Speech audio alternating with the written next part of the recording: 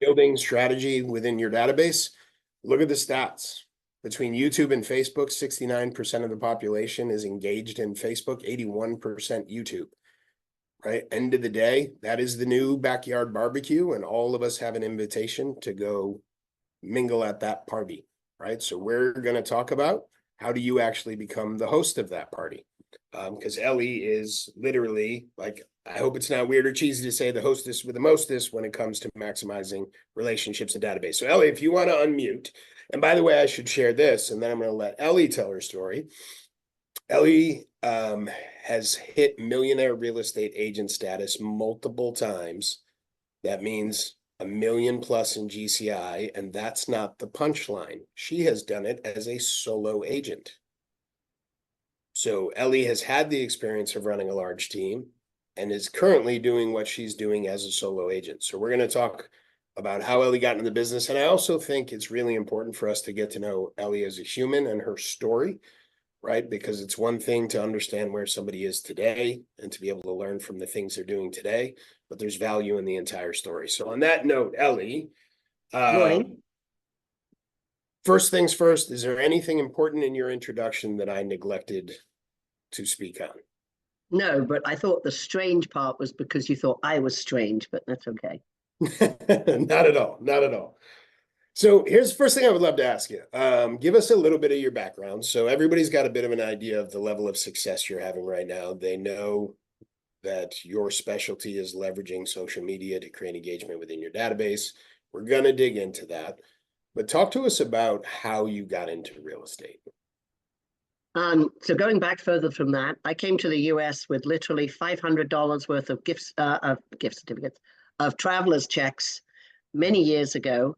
And the only kind of skill that I had was restaurant industry. And I got into the restaurant industry and worked with Outback Steakhouse for a while. I was a corporate trainer and the onion, the bloomin' onion. Yeah, exactly. Thing is exactly. delicious. Back when they used to, it's funny because you talk about you have to morph into something. When I went for the interview, it used to be quite a coveted position to work at Outback Steakhouse because it was the busiest restaurant. And the lady who was interviewing me said, "Are you Australian?" And I'm like, yes, I am. Even though I'm not, I'm English. I've been to Australia, but I faked it for the 10 years that I was with Outback. But one of the things that I did with Outback organically was it was an event that I started back in, gosh, I think it was like 98 now. 1998. And it was the concept that we used to sell a lot of gift certificates and we would get bonused on how many gift certificates we would sell. So I created this event where we'd invite everybody that came into the restaurant on a regular basis. We'd bring them in, we'd make them feel special, we'd give them free food and free drinks, and then we'd encourage them to buy gift certificates with the theme of you're going to come here anyway, so why not buy them and then you can win some prizes. And we had these tchotchkes and things like that. And then it morphed into, well, why don't we get these people to bring a toy in? So the toy came in for Toys for Tots. So that course got publicity. And interestingly, every single Outback Steakhouse across the United States has to do this event every year now. You are kidding me. And no, I swear to God. You were the precipice for that entire thing. Yeah. So you've naturally been just kind of creating these community situations for a really long time. Pretty much. Yeah. So I learned even how many restaurants where you give them your name and address? I mean, and they use it in an intentional way. So I had a black book, which truthfully, when I left Outback, I took it with me and I got many deals out of that because I didn't know many people. This was not long after I'd moved to Maryland. And that was a question you'd asked me. So with this black book, we would have this event every year, and it was a coveted event. It was something that was very special, just for people to eat and drink for free for 2 hours. And ultimately, I think the second year we did it, we sold close to $150,000 worth of gift certificates, and everybody in the restaurant used to get bonused on that, and I would get the lion's share of that. So it was a motivator, but it was also a connection that you have with someone. You make them feel special, which I then brought with me into real estate. Interesting. So just to make sure I'm tracking the story, the gift cards that they were buying, were they Outback gift cards? Yes. Okay, so they came in, they got some free food, they got some free drinks, they were made to feel special. And then in turn, they turned around and spent $150,000 buying gift cards for that establishment. Yeah, pretty much. And But and brought Toys for Tots. yes. Yeah. But I mean, the whole concept of it was you're going to come anyway because that's why you're being honored here today because you are a regular guest. So you don't have to give these gift cards out. I don't care what you do with them. Spend them now and then come back and spend them down the road. So that was the theory of it. Yeah. Okay, so that sounds like you should be the president of Outback at this point. Yeah. And instead, Not you're a quite. real estate agent. So what was the transition? So that was when I first got into real estate, and I think we had talked about this yesterday. Um, I knew I wanted to do something different, and thankfully I went the right path. It was either be a travel agent or be a real estate agent. And yeah, we're talking back in 2002, where whoever's been in that long, we didn't actually have a center MLS. We used to have to log in. We had a floppy disk, and you'd have to go to certain computers to get in, and we would have pieces of paper in the office. We'd do floor duty, blah, blah, blah. Okay. Mhm. So thankfully, I made the right choice because obviously the travel agent isn't quite as same as a real estate agent anymore. Yeah. So I got into the business, but I was being dual career at that time, being very intentional about talking to people and that black book that I originally had. And then it came to a point where I, off the cuff, said I quit. And the manager at the time said, fine, I accept. And I'm like, okay, great, here we go. And I didn't actually sell a house from when I started in July of 2002 until I didn't have a settlement until May of 2003.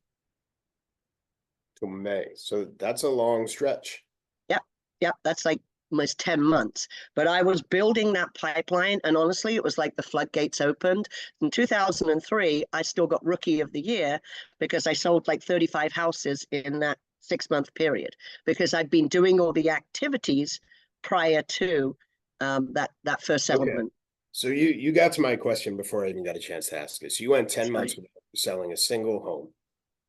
And then in the remainder of that year, you sold somewhere around 35 homes. Yeah.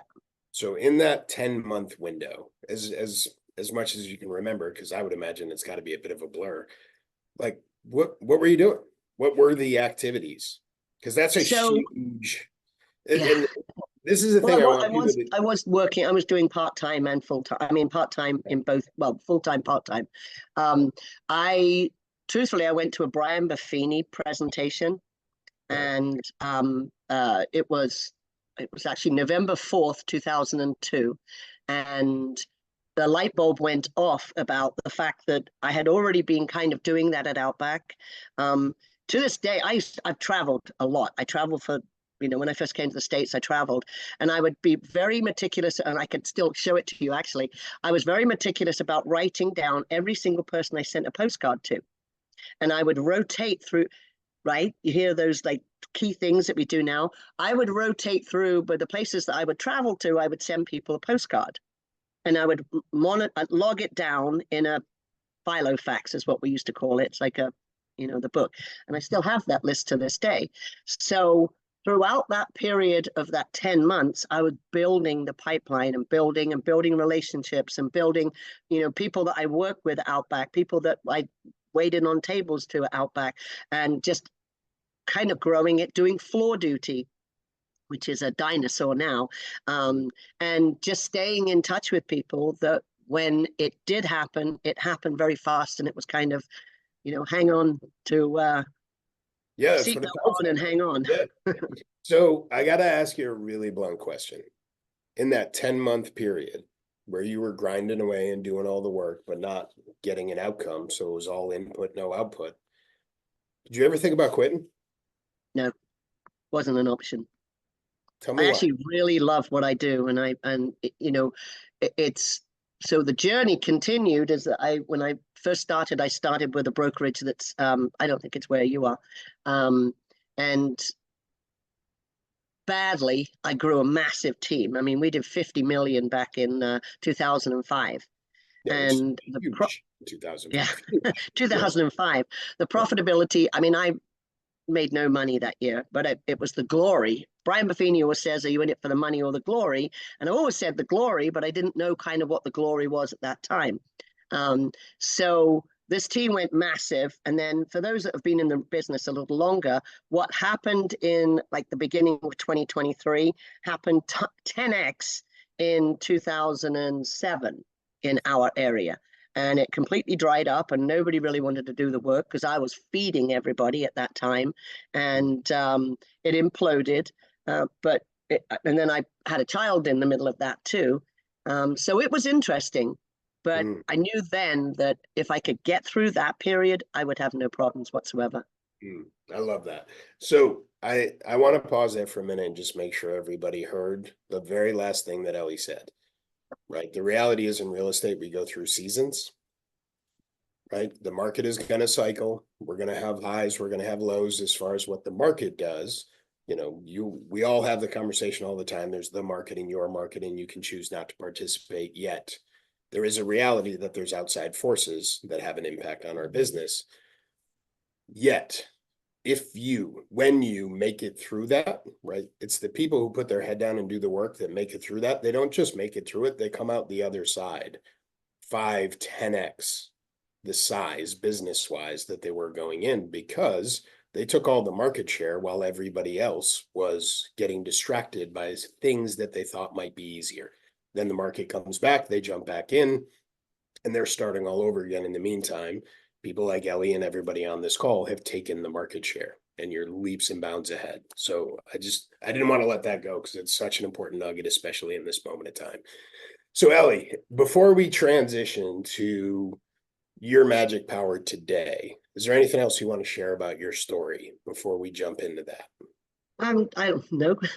I mean, obviously, I think I learned organically without knowing I learned it, that at a very young age in my career, that your database is everything, absolutely everything. And to give it the respect that it needs, and it's the tools of our business. Hmm. On that note, Ellie, what percent of your business comes out of your database? With Sphere, well, now after 22 years in the business, obviously I've got people that have had multiple sales, but but I also have clients in that have never bought anything but one house. And, a lot of people don't think about them, but my Sphere and Sphere referrals is generally about 80% of my business. Yeah, I actually just noticed the slide I'm about to share has the answer to the question, which I didn't even realize, which it says 83% of your business comes essentially from Sphere and Sphere referral, right? So like everybody listening, how many people would like to be a millionaire real estate agent who gets 83% of their business from their Sphere, right? That's the funnest. I don't even know if funnest is a word, but that's the funnest business you can have. But it's nicer to work with. I mean, with people that cold calling, mad props for them. I mean, there's people out there that, how many people do you know compared to how many people you don't know? Well, the bigger group is the people you don't know. But the warmth that you can get from the people you know and the people that recommend you, who already know, like, and trust you, I mean, it goes a lot further than sitting cold calling and getting the phone hung up on you. I'm a high D, like a ridiculous high D, and I don't have any S, but I still don't like being hung up on. Hmm. Yeah, that's fair. I mean, I started my business in a place where I knew nobody, and I was the opposite. I was the guy who dialed for dollars. Yeah. Because again, high D, it felt like the shortest path to where I wanted to go. That being said, had I had the choice to lean into a database, had I had the sphere of influence, the network, and obviously very quickly that starts to build and you start to be able to nurture that more, and it starts to, not necessarily get rid of. And then the other thing I want to point out too, what Ellie's talking about, it's still lead generation.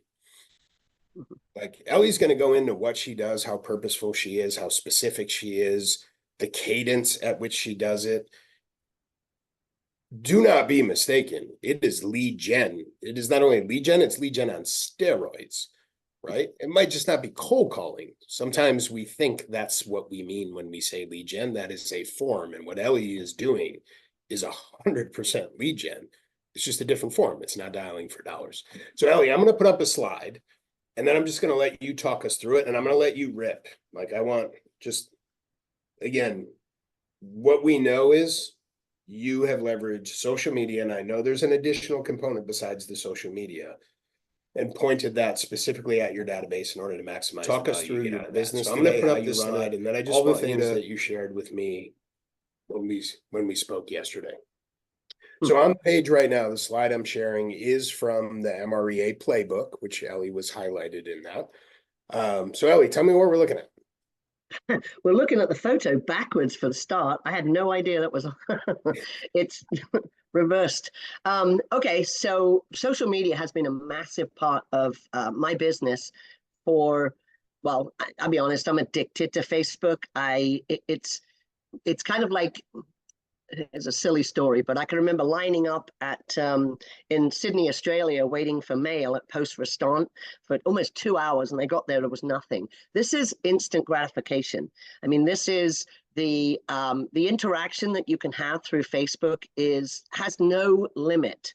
And ultimately, well, apart from the fact it's 5,000 people as your friend list, and ultimately, there is lots of different ways that you can do this. So what we have at the top is a closed group for my VIPs. I've been doing that for pre-COVID right now.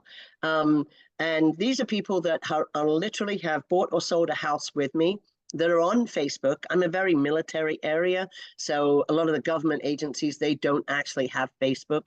They're not allowed to have them, and some teachers aren't. So for the most part, it's about 2/3 of my database that are on my clients that are on Facebook are in this VIP group.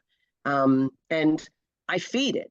It's the analogy of Facebook is that it's very much like your database is that if you don't feed it, and there was Joe Nago said once upon a time that really struck, is that if you have a plot of land and you throw grass seed down and you come back a year later, a month later even, and you expect to have this healthy, amazing piece of, wonderful, soft, smooth grass, that's not going to happen. With the grass seed, you've got to feed it, weed it, seed it, cut it, and all the things that you have to do, but you have to be consistent about it. If all you're doing is feeding it, then it's going to grow too big, and if you don't cut it. So there's all these multiple things that you have to do to your database to stay engaged with them. And by using a page on Facebook, this has given me the opportunity to do that. The second part is a local. Can I pause you just real quickly, Ellie? Yes. So in that closed VIP, so that is a group, so it's private. It's your past clients, it's those A clients, your VIPs. What happens inside of it? Like, why would I want to be in it? And why would I engage with it? So we do a lot of contests in there. We'll have, like just this Sunday, I put something out there that said, hey, I've got 100 squares, just DM me that you want to be part of this. And I put all the names in, and we did a video on it on Sunday where we pulled out the numbers, like how you have the pools, right? You put the numbers across the top. Like for the Super Bowl, you did squares for the Super Bowl. Okay. Yep. So just in that, and it's just a matter of being engaging with people. Every event that we ever put in there, another event we're going to be doing, I call them events, to be honest. Like I put a QR code in there for Starbucks, and I basically say, coffee's on me today. All of the client events that we do, we have a lot of client events, but they start in there, whether we're giving away football tickets or baseball tickets. What are the other ones we do? We have a whole bunch. So it's from I consider an event anything that's engaging with my clients. So Sundays was an event. It's just a virtual event in opposed to a in-person event. If we're doing Pi Day, if we're doing any charity work, if we're doing anything in our community, we invite everybody. So there's a lot of that. Also in the group, we put memes in there. I'll post crazy things with, like there's a there's a picture of a toilet, but half of the toilet's been drywalled because it was poking into the next room. I mean, things like that. Engagement, asking people questions. And what I've found is that different questions promote different people, but also because it's Facebook and people are scrolling through, you have to post a lot of content in there for it to actually catch into their feed. So we engage a lot in there, and I generally post in there between 2 to 3 times a day. But I also schedule posts to go in there too. Like tomorrow, it's a real estate post. It's roses are red, violets are blue. If you need a new house, I'm your who's who, or something like that. But that's ready to go. And then, you know, there's other bits and pieces in there too. So we are constantly in there posting, and then we encourage other people to post. If we have a client that has a daughter that has Girl Scout cookies, I'll put her in there, but then I'll also send like $20 and say, okay, buy 4 boxes of Girl Scout cookies and take them to the fire station. So we encourage our clients to use this as a resource as well. Hey, my basement flooded, who should I call, etc. Things like that.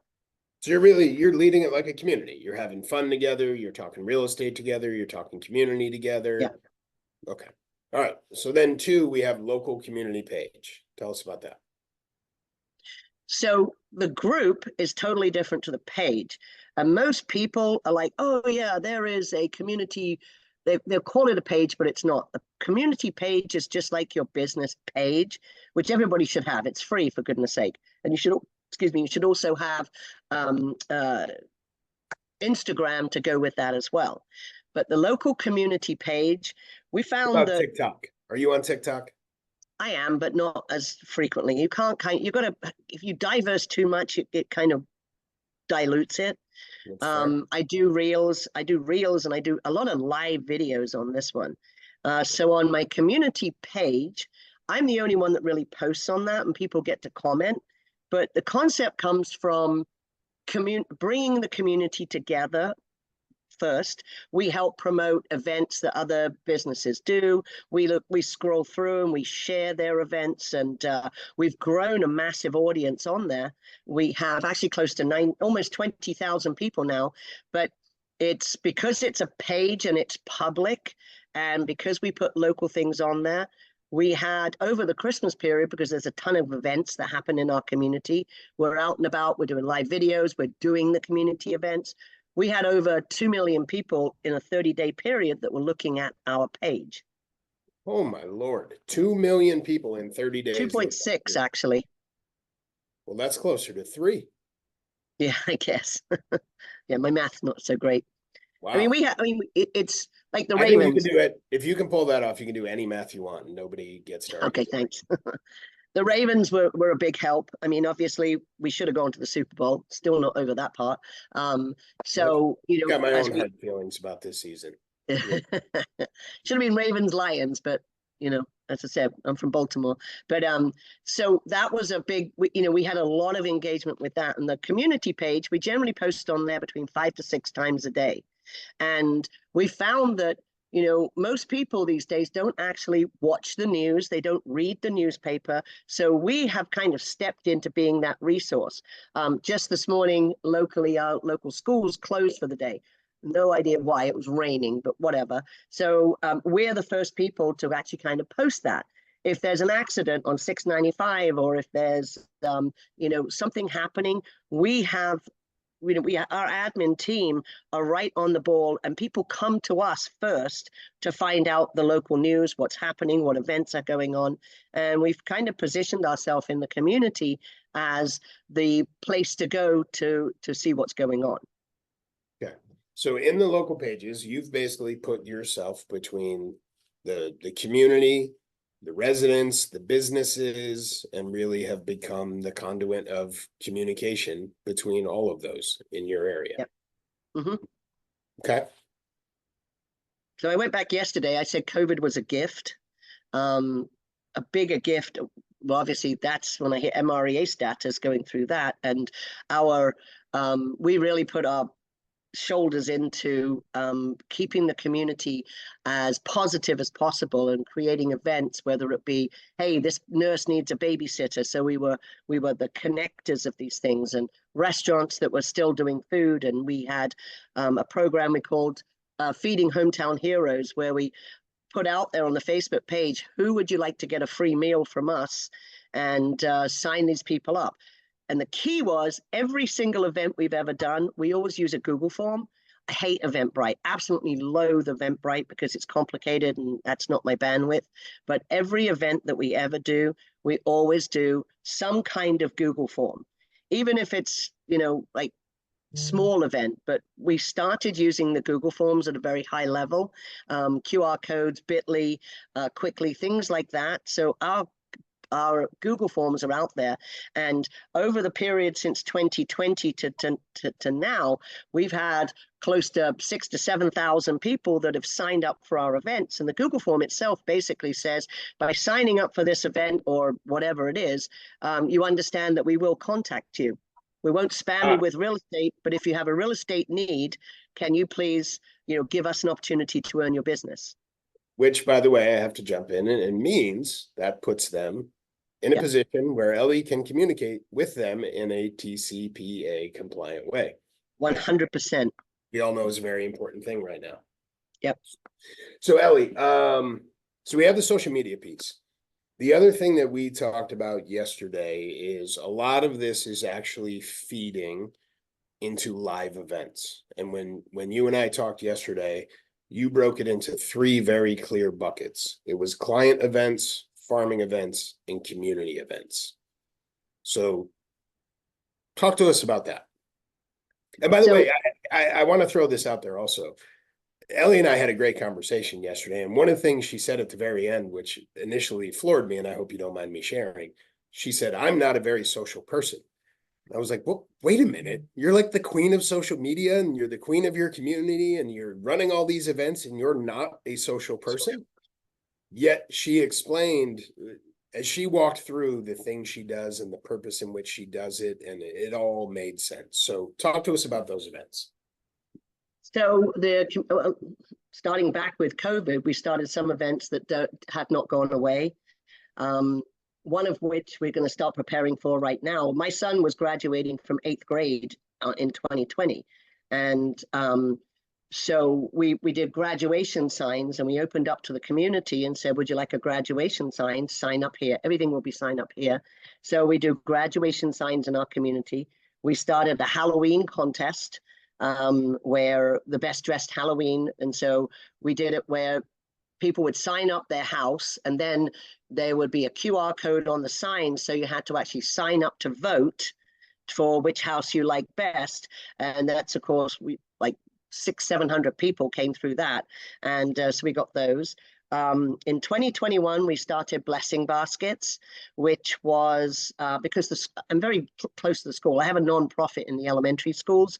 So the school actually reached out and said, we're dying over here. We got families that are not going to make it.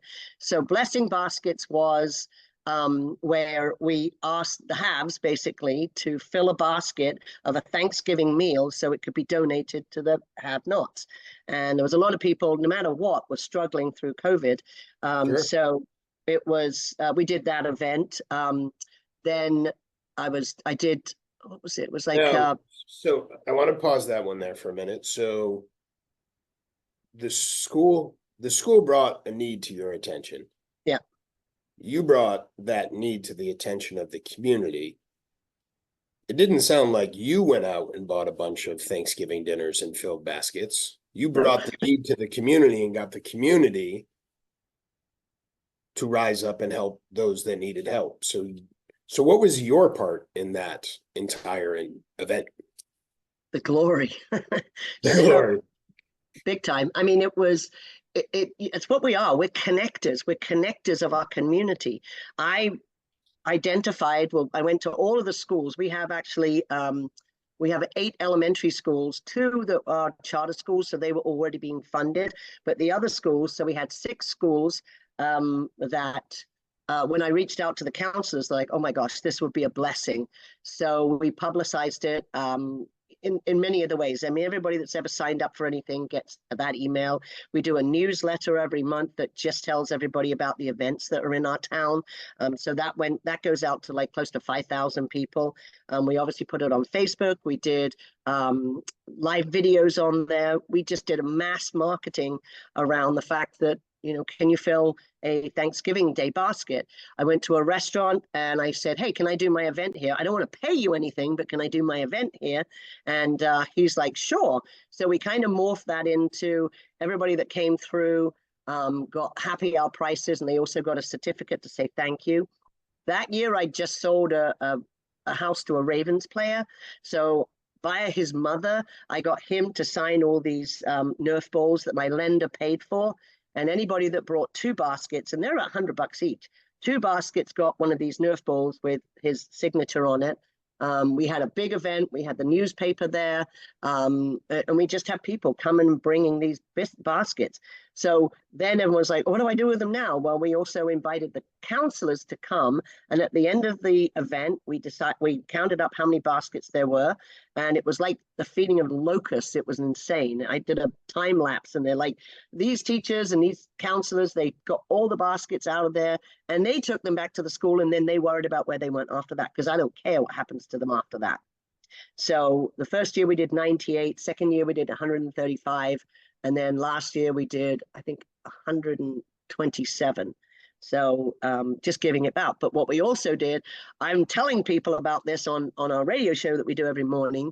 And I think we had over 12,000 blessing baskets that were across the country in many different markets that were collected because of starting this event. Wait a minute.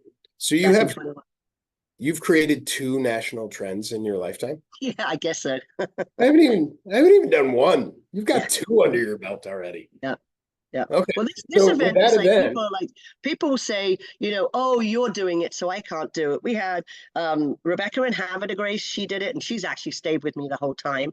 We had somebody do it in Columbia, Maryland. We had somebody do it in Laurel, Maryland. We had somebody do it in Frederick, Maryland. So your only limitations are your own limitations. Everybody can do anything they want to do. You've just got to put the noise behind you and just do it. I love it. Love it. So, okay. So it's funny that checks every single bucket. So when you talk about having those 3 buckets, client, farming, and community, you essentially just did one thing, checked all 3 of those buckets. And by the way, everybody else, essentially, other than the connecting of the need and the who can help the need, you filled a restaurant at a time where restaurants were hurting. So you really just coordinated all of that.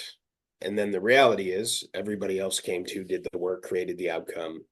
And this year we kind of added a component where I went to a brand new grocery store and I said, hey, will you do a $30, no, it was a $25 gift card, but people will only pay $20 for a turkey.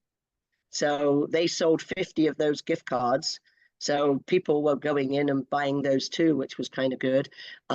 We did put a card in the basket, and the card in the basket basically says, hope you enjoy this meal. Paraphrasing it, it's like, you might not be in a position to buy a house, but you can pay it forward by referring people to us. So it was kind of touching people. And then also all the people that signed up to bring a basket, we thanked them in a big way as well. Awesome. Okay. Incredible. Absolutely incredible. Here's my next question. And I want to make sure I leave a little bit of time for Q&A at the end. But here's my question is, if you're sitting here right now and you're just overwhelmed, you're like, Ellie is Superwoman. I don't know how she's doing all this stuff. I don't even know where to start. Like, I just figured out the like button. What do I do? Like, so if somebody's sitting here going, I love this, but I don't even know where to start, what would you say to them? So the community page has been a 10-year process to start with. And my first limiting belief was the fact that there was another realtor-run community page. It used to be called We Love Catonsville, I think it is. And when I first started it, I'm like, oh, I'm never going to get anywhere. But I just kept grinding, kept doing the same things, getting out there, doing what I could to support and be visual in the community, getting to know people, talking about different things that are happening. That one is definitely the long game, the really, really, really long game. And you have to kind of commit to it. I have somebody that's in the community that helps me post stuff on there. And then I have a VA that will plop stuff on there too. But it could be better. It really could be better. The VIP group it is a labor of love, but you can do that at 6 a.m. in the morning. And if you just time block that to half an hour a day, just find, some things to put on there. We actually started another Facebook group. So Early Birds Talking Real Estate, we talk about these things every morning, 6:30 to 7. And one of them is we talk about the VIP groups. And so we started a group, which actually is just for content. So anybody that's in there has to put content in there. You can't just be a taker and not a giver. But there's so much content in there. It's pretty cool. So it's kind of a resource. So if you're like, oh, I've got nothing to post today, run over to the page, sounds ridiculous, but go to the page, go to the group and find something that resonates with you and you plop it on your VIP. But the VIP group is such a great thing to, if you really dig into it, the opportunities that you have. One, you're going to make a call. Secondly, you're going to put it in your newsletter. Thirdly, you're going to put it on your email. Fourth, you're going to put it on everything that you market out, whether you send something out. And then you start it again. Every contest I ever do in there, whether it's the football or I'm just trying to see off of here. The candy in the jar in December. We're going to do that again in April as well.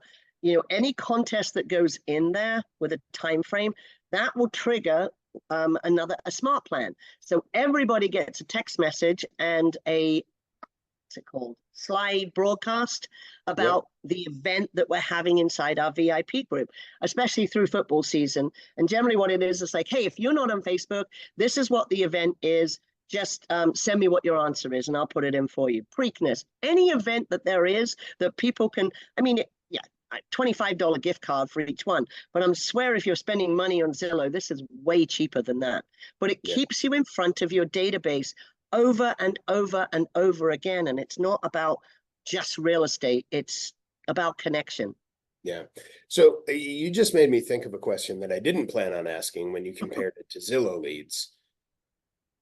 I would have to imagine with this being your primary business strategy, when you show up for a listing appointment or a buyer consultation, you're hired. Like I would imagine they show up like they know you, they're friends, they're not interviewing other people. Is that true? If it's in my client database, yes. If it's in the community, I might have to go a little further. But when I pull out stats that say I can put you in front of 2 million people, and this is how I do, I'm going to do a Facebook Live where I'm going to give away a $25 gift certificate if they answer the question. And I generally have 1,000 views on that Facebook Live as I walk through the house, show them that. I use Facebook as well for my clients that are Facebook savvy. We create a Facebook group with just them and my VAs and myself, and every little piece of marketing goes in there. That's a really cool thing to kind of show them. We talk about the VIP group, but the Facebook page, if I'm going to put you on there, you're going to get your virtual tour on there. It's a whole process. And yes, if I'm competing, my value proposition exceeds anybody else's because nobody else has that. Awesome. So there was something else you said to me yesterday that I didn't want to miss. At one point when you were talking about events, if I remember the quote right, you said, it's not about the party, it's about the invite. So tell me what that means. It's not about the party, it's about the invite. What does that mean? Right there. So when pulling it back to Outback, so the first event we did it on a Friday. And I'm like, this is ridiculous. We don't need business on a Friday. We basically want to be able to invite people and, oh, you couldn't come. That's really sad. So you can invite more people. So I changed that day to a Tuesday. So on a Tuesday, people feel special because they've been invited, but they can't come, and you kind of know they can't come. So instead of only inviting 150 and 100 show up, you invite 500 and 100 show up. That to me is a win. That to me is the fact that you can touch them so many different times. And if you have a strategic plan for every event that you do, and one of the things we talk about, like right now, we're in February, March is 2 weeks away, but if you haven't already organized your event for March, then you're probably going to be behind the 8 ball. You need to think about your April events right now. And you want to be a month in advance. So you can't kind of do a pop-up and expect to be successful. Prior planning prevents poor performance, right? So if you're planning an event, you want to be 2 months out. And that's when you start the tickles. You start, hey, save the date. We're going to have this event on this date. Hey, we've already booked the date for one of my favorite ones now is the we do beer, bourbon, and bingo in June for Father's Day on National Bourbon Day. I'm in. I'm in. Yeah, no, I'll it's fly. awesome. That's all my, yeah, love it. I'm in. I've already started talking about a June event. Mm. And those are touches. Those are all touches. And when people feel that they're special, it's the invitation that you're constantly talking about these events with all the mediums you've got. Like I said, you can text them, you can email them, you put it in your newsletter, you put it on your VIP page, and then you start all over again. The weed it, feed it, seed it, cut it. Weed it, feed it, seed it, cut it. I love that. Okay. And you did say for every single event that you're doing, there is between 8 and 15 touches. Yeah, depending on the event. Depending on the event. Okay. So I think I'm gonna ask one more question before I open it up for some Q&A. So I'm gonna give you kind of a weird scenario. So play with me. We're gonna go a little sci-fi for a minute. You somehow, we're gonna say a spaceship does it, comes down and like sucks you up into the spaceship, drops you off in a place you've never been before. All you have with you is your knowledge from the last 20 years of your career. So you're starting from scratch in a place you know nobody. I'm gonna say you have $1,000 cash. You know nobody. Your only asset is the $1,000 and everything you already know from your career in real estate. What would you do day one? What would you do to restart your business? So I would never live out in the middle of the sticks. I am a suburban girl. So let's assume I'm moving into a neighborhood. I would start there. Yeah, these were nice aliens. They gave you choices. Yeah. Yeah, I would hate to be out in the middle of Montana or somewhere. I would not thrive. Start with your neighbors. Every single one of your neighbors should know what you do. What's it called? Not virtual farming. It's hybrid farming. Every single month, I take out a market report to my neighbors every single month. And every single month, I mean, it's on my spreadsheet. Every single month, they get also invited. If it's a community event, they get a special invite to that too. I've then morphed that into a newsletter about what's happening. Most of the things that I'm creating, but just in our neighborhood. I organize the street party. And from our committee that I created, I'm like, well, it'd be nice if we invited our neighbors. So we invite all our neighbors. I made another neighbor do the cookie exchange. I'm very good at delegating, by the way. I'm noticing the pattern. Yeah, I'm not good at that. So I delegated somebody else to do the cookie party. We have somebody else. I'm like, why don't you do like a patio party? And we'll kind of all, so look, getting to know your neighbors to start with. And, when people say, oh, the turnover here is not good enough, that's nothing to do with that. Doesn't matter if they're going to stay here and die in their house. It's about the people that they know. And it's about that message that you're going to come across. Definitely would start a community page. And I would make a point of going out and meeting all the businesses and getting to know all those people. And it's not coming across as like, hey, if you know anybody, you're going to send me. No, it's how can I help you? What can I do for you? You give, you ask, and you receive. And if you're constantly known as the giver, the connector, I came to Maryland and, I have a great business here now, but I'm in a town where I'm considered New Catonsville because I didn't go to school here. They don't ask you where you went to college. They ask you where you went to school. It's like tight.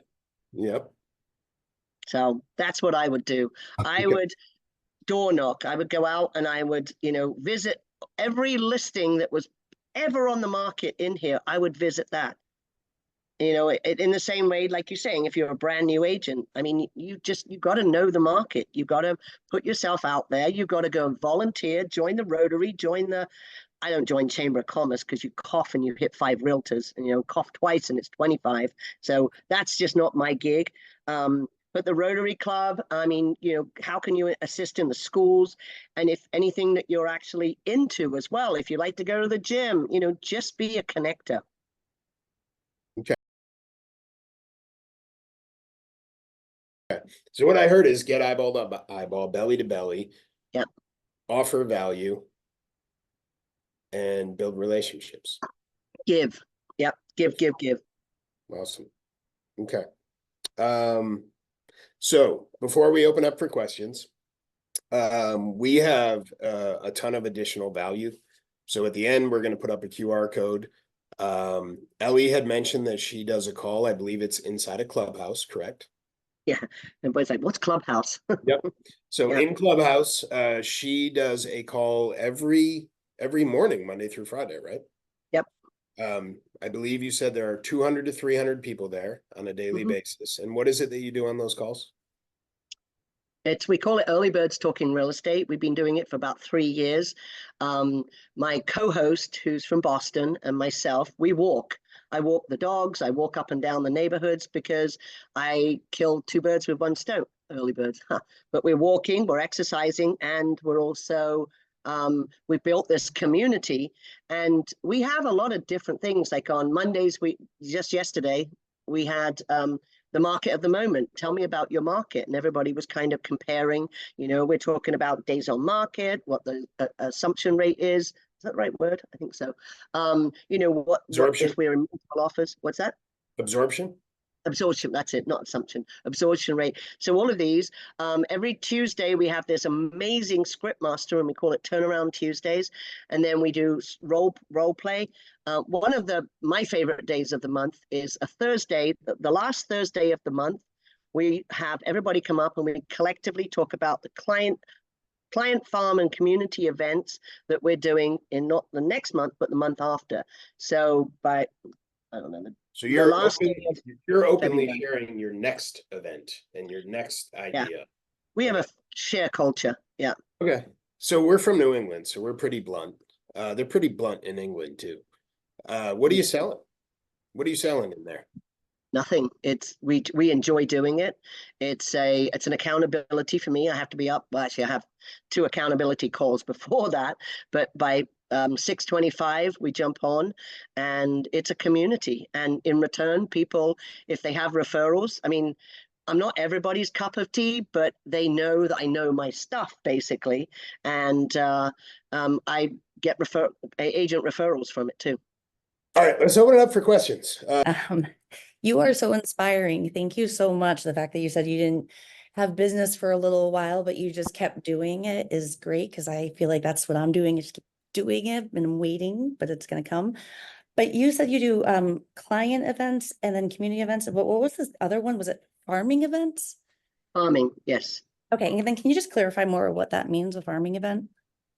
So there is, you in math used to have those circles where, you have different people from different things. So, yes. So my hybrid farming that's when I get my title company to print up this piece of paper every month. It's nothing fancy. I buy the door hanger bags from the one that sends you the big thick magazine if you order once from them. And we just take every single door. Sometimes we knock on the door, and like recently we didn't last time because it was freezing cold and we didn't get to it till the Sunday. We're from New England, we like the cold. Yeah, true. But it's just about staying in touch and telling people what's happening in the market. So that is farm, and that's my hybrid farming. But also my neighbors, which I farm, are also my friends, but they also live in my community as well. So they kind of go into all 3 of those buckets. Okay. Awesome. Thank you, Ellie. You're welcome. Chris, I see your hand up. Ellie, thank you so much for sharing your time. I appreciate it. And over and over again, I've noticed you say we. You constantly say we all the time as you're talking today. And obviously, you're a high energy person. But can you tell us a little bit about the team that you use, like from a admin perspective? like, obviously you're doing a lot of things, but it's not all you doing. It sounds like it's other people too. Thank you. Okay, so I have an indentured 17-year-old who has no choice because he doesn't have a job and this is his job. So he'll go door knocking with me. He's really good. He does my open houses. I do have 2 virtual assistants. I honestly consider my lender part of my team. We did an epic bold last week, and I told you what an epic bold was. And George is here. He's making the calls to my clients who are also his clients as well. He helps me out with a lot of things. Boots on the ground. I have a couple of local people that will come and help me with certain events. Honestly, my clients love to come and help me. When I did blessing baskets this year, I had 5 groups of clients that were actually help. I've got a young couple over here. They're both military and they run the operation. I just go around and glad hand people, and I let Cassie and Susan take over it, and they're wonderful. I put on Pride in my town, and it's another one of my clients. So I'm like, hey, do you want to do Pride? And he goes, okay. So we do Pride, and we have our clients are also helping do our events. So they're part of my team. They're my family here.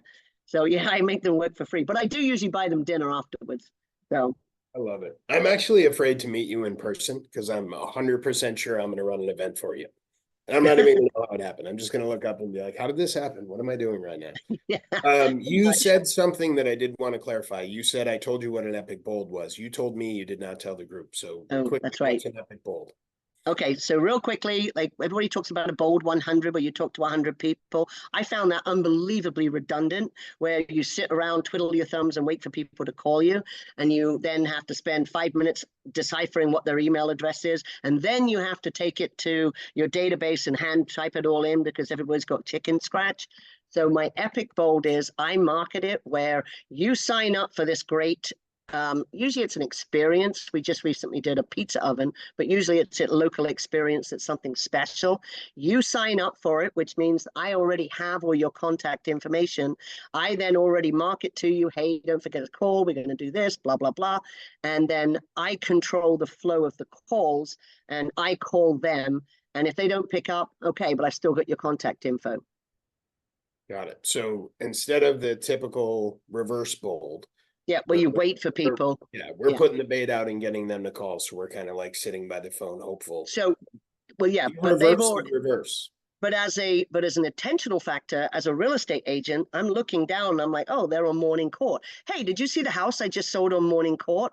I'm already prepared for, and I cherry pick, I must say. I give my lender all of my clients to call, but rather than sitting there, which they still talk about in bold, sorry, very good friends of mine are bold coaches, but that's just such a redundant way to be intentional and productive in a time frame. So I'm calling you if you don't pick up, but if you do pick up, I ask you some questions and I send you a ticket via text. So now you have my text, my personal phone number as well, and then we pull the prize out on live. Awesome, I love it. Do you have to be present for the live to win? No, we have your name on the thing. Yeah. Got it. Okay. Just wanted to check. Okay. Before we let Ellie go, because she has been super gracious with her time. Any other questions from the group? Going once, going twice. Okay, Ellie. So you are obviously a real estate agent. You are in the Metro Baltimore area. Yes. Metro Baltimore. Suburbia. So a perfect referral for you would be anybody who's in the Metro Baltimore area. And Ellie, I have to give you a giant thank you. You are literally an amazing human being.